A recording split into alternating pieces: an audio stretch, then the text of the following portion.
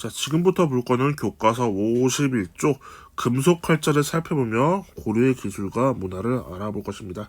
자, 금속 활자. 자, 고려시대 우리가 지난번에 배웠을 때 뭐였어요? 고려시대는 목판 인쇄술이 발달했습니다. 자, 근데 목판 인쇄술은 치명적인 약점이 있어요. 뭐 글자가 얇죠? 좀만 두껍게 할게요.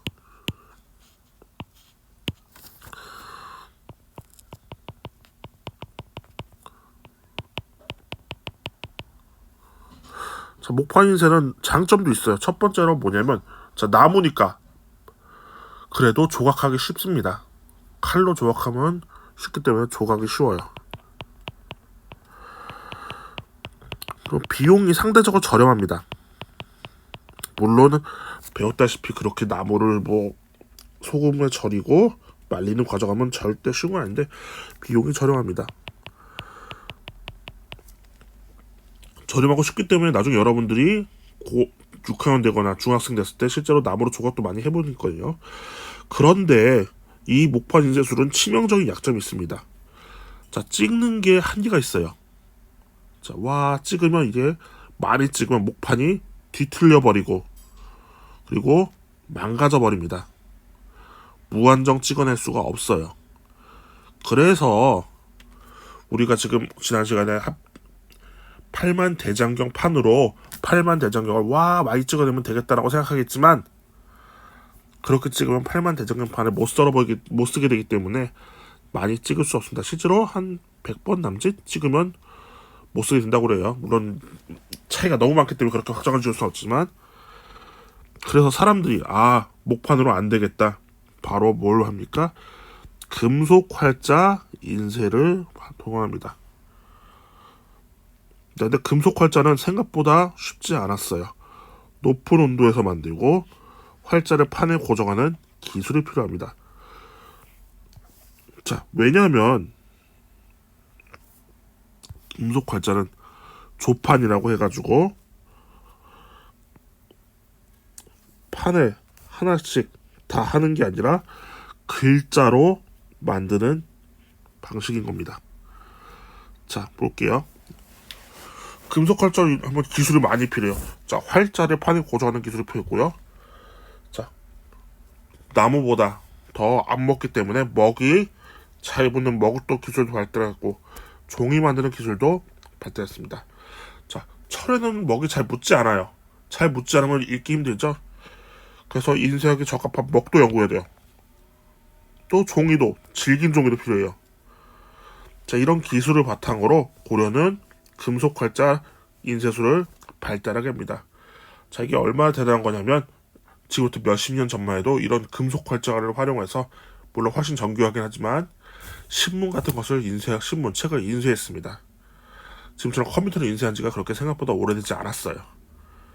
근데 옛날부터 이런 기술을 만들었다는 것이 참으로 놀랍고 대단할 뿐이죠. 자, 실제로 이렇게 생겼어요. 이렇게 생겼습니다. 자, 볼게요. 우리 배웠던 내용 다시 있죠? 같은 책 많이 인쇄하는데 효율했지만 글자가 새기면 새나무 해야 되고 또 갈라져서 휘어졌죠. 금속은 반대로 쉽게 하지 않고 보관이 쉬웠습니다. 자, 그래서 볼게요. 어떻게 하는지. 먼저 밀랍으로 자를 새깁니다. 자, 왜 밀랍으로 하냐면 자, 금속을 부어야 되겠죠. 틀을 만드는 겁니다. 지금 금속 틀을 만들기는 거예요. 이것도 두꺼워졌네요.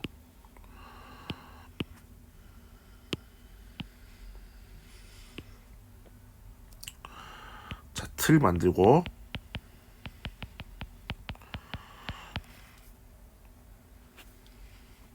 틀을 만들었으면 이제 밀랍으로 활자를 만듭니다. 그 다음 이제 쇳물을 붓습니다. 이게 쇳물이라고 진짜 쇳은 아니고요. 보통 여러 금속 합금으로 씁니다. 이것도 매우 어려운데요. 어떤 걸 쓰면 너무 쉽게 망가지고 어떤 걸 쓰면 너무 단단해가지고 먹이 잘 안 묻고 이런 여러 가지를 다 고려해요. 쇳물을 붓습니다. 부으면 어떻게 이 뒤에 박혀있는 밀랍을 다 뺍니다. 자, 그 다음 이제 다 했으면 조판합니다. 조판이 뭐냐면, 자, 글자를 찾아서 하나, 둘씩 끼는 겁니다. 이걸 조판한다고 하고요. 그 다음 인쇄합니다. 이게 금속활자 제작과 인쇄 방법이었습니다. 실제로 신문사도 수많은 옛날에는 글자가 있어서 글자를 하나씩 둘씩 찾아가지고 인쇄를 했습니다. 자, 그런데 슬픈 사실이 있어요. 자, 직시 심체 요절이라고요. 현재 금속활자 인쇄본 중 가장 오래된 겁니다. 그런데 이게 바로 유럽에서 만든 구텐베르크의 금속활자보다 70년 이상 앞서 제작됐습니다. 실제 기록에 따르면 더 오래됐다고 알려져 있는데 현재 남아있는 거로 이 직지심체절이 제일 오래됐습니다. 자, 이 유럽에서 만든 게 바로 구텐베르크의 성경 인쇄가 70년 뒤입니다. 자, 근데 인류 역사상 가장 뛰어난 발명품을 뽑을 때, 자, 1위가 바로 구텐베르크의 금속활자 인쇄술을 뽑았습니다. 우리나라가 더 많이 먼저 만들었는데. 자, 왜냐하면 우리나라 금속활자는 열심히 인쇄했지만, 자, 정보 생성과 유통이 잘 이루어지지 않았어요. 반대로 유럽의 구텐베르크 성경은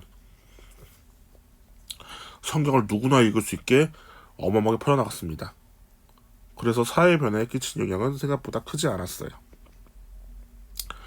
실제로 이 기술이 엄청나게 발전하고 조선시대도 더 발전했지만 어느 순간 사람들은 금속활자로 인쇄하기보다 목판으로 인쇄하거나 손으로 쓰는 경우도 많았습니다. 특히 조선시대는 책을 손으로 쓰는 경우도 많았어요.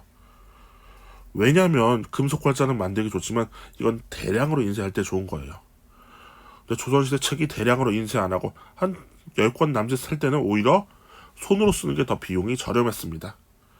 그래서 슬프게도 이렇게 많이 발달하지 못했죠. 그래도 우리나라가 고려가 대단한 발명품을 한 거는 잊혀지지 않아요. 자, 대표적인 게 바로 직지심체 요절입니다. 직지심체 요절은 불교의 가르침 중 깨달음을 나온 책인데요. 현재 학원만 기록되어 있습니다. 자, 이게 프랑스 파리에 있는 도서관에 있는 박병선이라는 분이 이게 세계에서 제일 오래된 금속활자라는 거를 알게 되었습니다. 자, 이것도 재밌는 일화가 있는데요. 이 직지심체 요절이 왜 우리나라에 있자고 왜 프랑스가 있느냐? 나중에 배우겠지만 병인양요라고 있어요. 병인양요 때 프랑스랑 조선이랑 붙습니다. 이 고려 다음 나라가 조선이에요.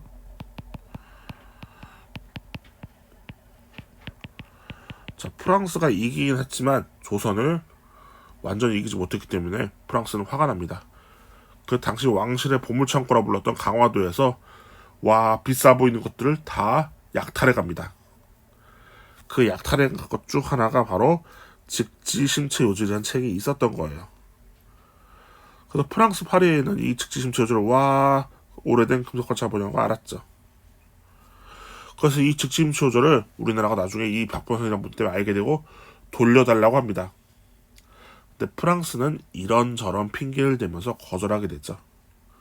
원래 고속철도 사업을 도입하면서 주기로 했는데 프랑스가 안 줍니다. 그렇게 결국 말을 바꿔서 여러 가지 일이 있다가 결국에 우리나라로 지금은 돌아오게 됐죠. 대신에 준 거는 아니고 빌려주는 형식으로 왔습니다. 영구적으로 빌려준다는 영구 대여 형식으로 우리나라에 오게 되었죠. 자, 금속활자로 인쇄되는지 확인한 방법은 이렇게 있어요. 자, 인쇄된 글자는 아까 먹이 잘 안 문다고 했죠. 그래서 어떻게 색이 진하지 않고 진한 부분과 옅은 부분이 나타나고요. 자, 실수로 금속활자는 넣어서 는 건데 실수로 예를 들어 날일자 같은 경우는 헷갈리죠. 그래서 거꾸로 돌아간 부분이 있을 수도 있습니다. 이렇게 우리나라가 금속활자를 세계 현존하는 제일 오래된 금속 관자본이 지금 있죠. 이거를 유네스코 세계 기록 유산으로 아직까지 등재되어서 우리나라에 지금 전해오고 있습니다.